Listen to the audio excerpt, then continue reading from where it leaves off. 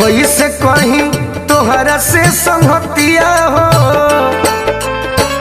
कैसे कहीं तोहरा से संगतिया हो, प्रीतिया जीव के काल हो।